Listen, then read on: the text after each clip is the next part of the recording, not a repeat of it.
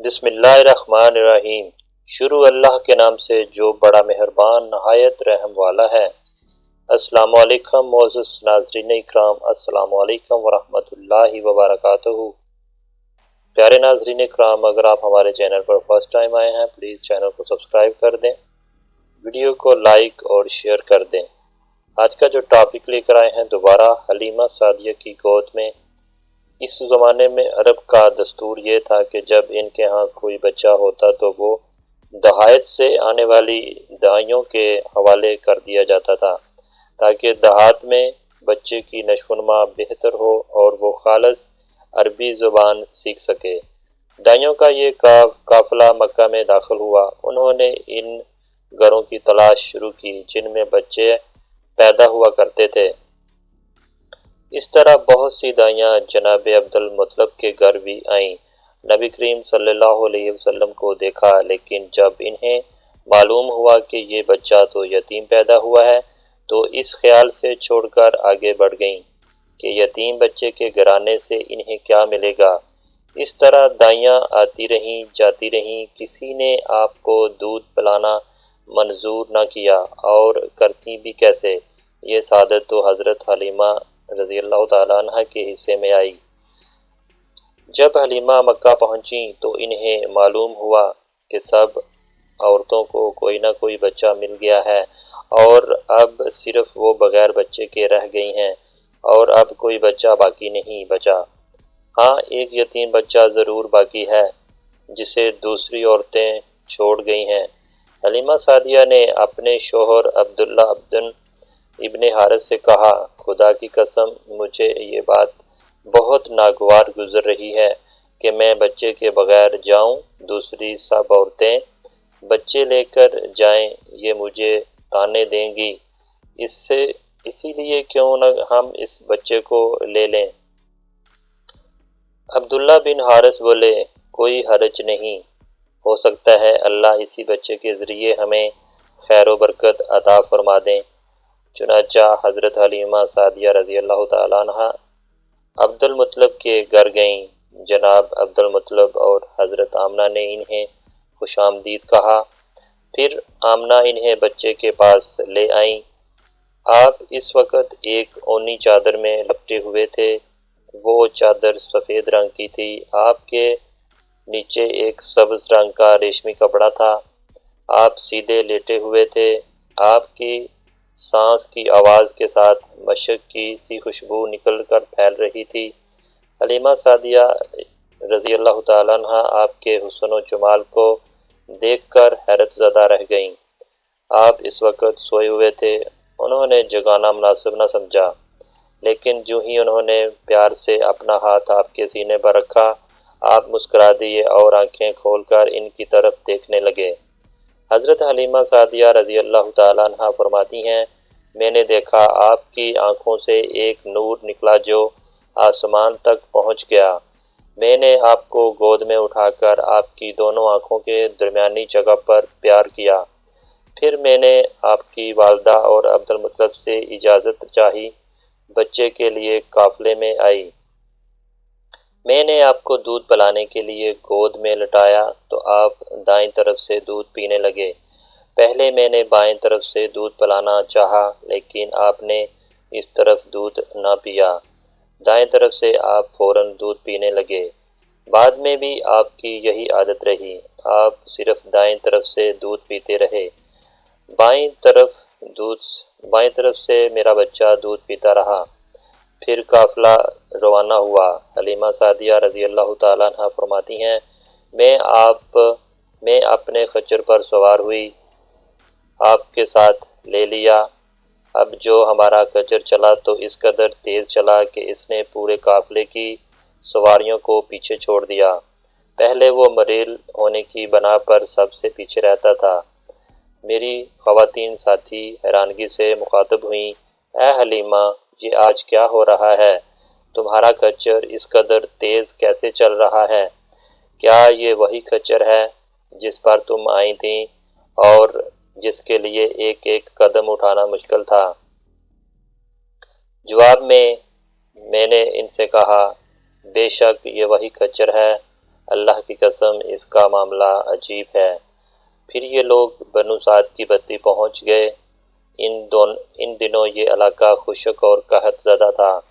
حلیمہ سعدیہ رضی اللہ تعالیٰ فرماتی ہیں، اس شام جب ہماری بکریاں چر کر واپس آئیں تو ان کے تھن دودھ سے بھرے ہوئے تھے، جبکہ اس سے پہلے ایسا نہیں تھا۔ ان میں سے دودھ بہت کم اور بہت مشکل سے نکلتا تھا۔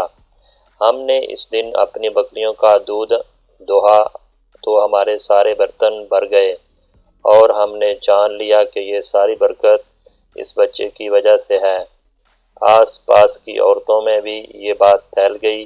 ان کی بکریاں بدستور بہت کم دودھ دے رہی تھیں۔ غرض ہمارے گھر میں ہر طرف ہر چیز میں برکت نظر آنے لگی۔ دوسرے لوگ تعجب میں رہے۔ اس طرح 2 ماہ گزر گئے۔ 2 ماہ ہی میں آپ چلنے پھرنے لگے۔ آپ 8 ماہ کے ہوئے تو باتیں کرنے لگے اور آپ کی باتیں سمجھ میں آتی تھیں۔ 9 ماہ کی عمر میں تو آپ بہت صاف گفتگو کرنے لگے۔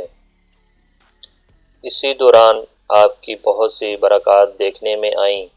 حلیمہ سعدیہ رضی اللہ تعالیٰ عنہ فرماتی ہیں، جب میں آپ کو اپنے گھر لے آئی تو بنو سعد کا کوئی گھرانہ ایسا نہ تھا جس سے مشک کی خوشبو آتی ہو۔ اس طرح سب لوگ آپ سے محبت کرنے لگے۔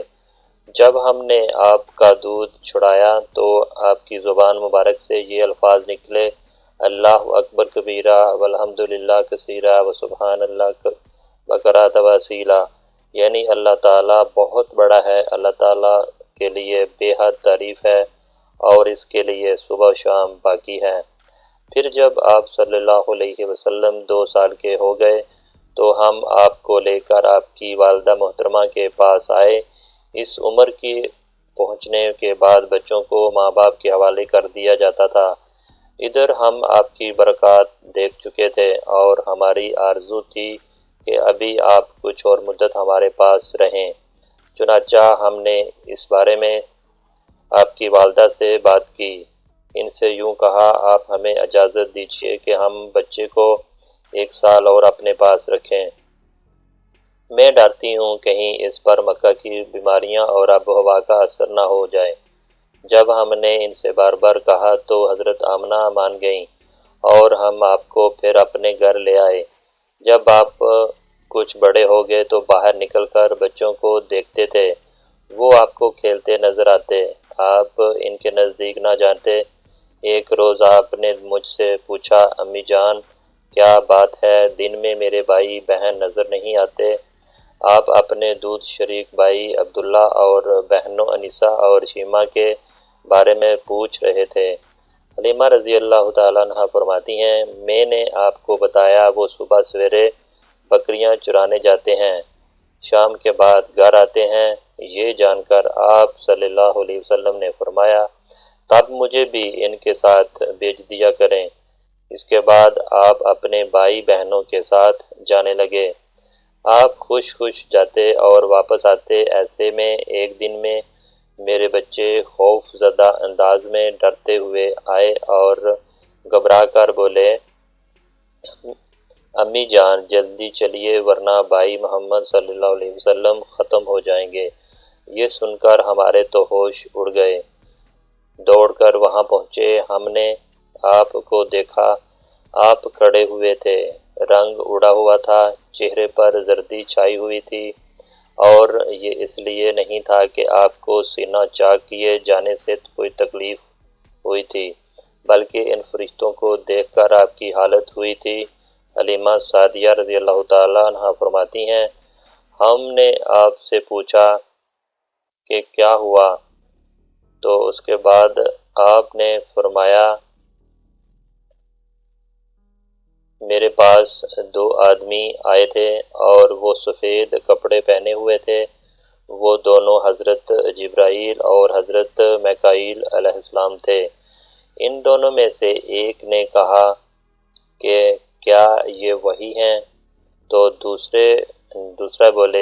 دوسرے نے جواب دیا، ہاں یہ وہی ہیں۔ تو اس کے بعد پھر وہ دونوں میرے قریب آئے اور مجھے پکڑ لیا اور لٹا دیا۔ اس کے بعد انہوں نے میرے پیٹ چاک کیا اور اس میں سے کوئی چیز تلاش کرنے لگے۔ آخر انہیں وہ چیز مل گئی اور انہوں نے اسے باہر نکال پھینک دیا۔ میں نہیں جانتا وہ کیا چیز تھی، اس لیے اس چیز کے بارے میں دوسری روایات میں یہ وضاحت ملتی ہے کہ وہ سیاہ رنگ کا ایک دانہ سا تھا۔ یہ انسان کے جسم میں شیطان کا گھر ہوتا ہے اور شیطان انسان کے بدن میں یہیں سے اثرات ڈالتا ہے۔